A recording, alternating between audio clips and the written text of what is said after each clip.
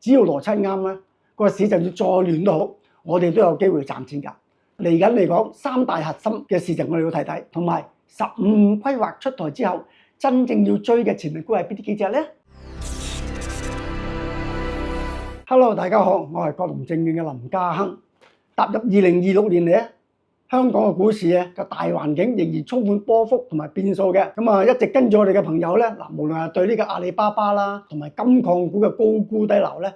定係我對華生水泥665成個業務嘅深入分析，都能夠幫助大家咧係賺到錢嘅。只要邏輯啱咧，個市就算再亂都好，我哋都有機會賺錢㗎。睇翻今年避險嘅股份啦，包括曹速出行啦、iRobot 啦、賽力斯啦、周六福啦、Minimax 啦，同埋啱3月2份，我叫你哋避開嗰個紫金國際嚟講咧，都為大家避開咗好重要嘅跌幅。嚟到呢個時刻啦，我哋要大家問一問，下半年嗰個市況係點樣走咧？其實嚟緊嚟講，三大核心嘅事情我哋要睇睇。第一，美伊嘅戰爭；第二嚟講，中國15.5呢個國家嘅新政策。同埋3月份陸續嘅業績公布，點樣對大市嘅後向構成一個影響嘅？好多人一聽到打仗或者有國策出台咧，就好興奮㗎，覺得隨便買啲咩概念股都會升，又或者見到啲保險股業績好靚仔喎，就心急去追貨。但係大家唔好忘記我之前已經點樣勸告大家嘅咧，一定要分辨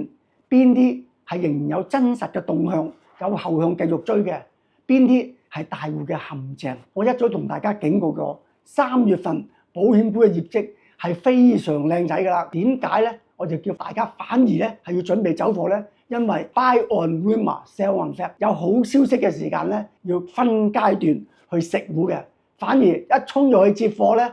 可能就跌咗落大戶嘅陷阱嗰度㗎啦。咁所以冇睇我嘅視頻嘅咧，自己有胡亂去高追嘅保險股嘅朋友咧，今次分分鐘會血本無歸㗎。如果想深入了解以上3個課題咧，你就要留意我哋嚟緊3月份我哋嘅線上嘅課程啦，同大家深入分析美伊局勢對中國供應鏈同埋能源板塊嗰個影響，同埋15規劃出台之後，真正要追嘅潛力股係邊啲幾隻咧？仲會教埋你點樣避開好似保險股業績趁好消息出貨嘅陷阱。當然仲會加埋話俾你哋聽，3月份有邊一啲股係解禁股，你要快啲走啦。其實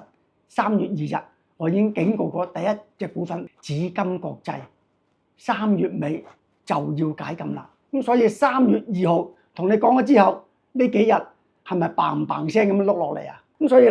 只要你盡快搶先報名，我唔單止可以教你點樣去揀股，仲會送出呢個限量嘅弟子會嘅名額嘅，先到先得㗎。即刻透過我哋嘅 WhatsApp 聯絡我哋啦。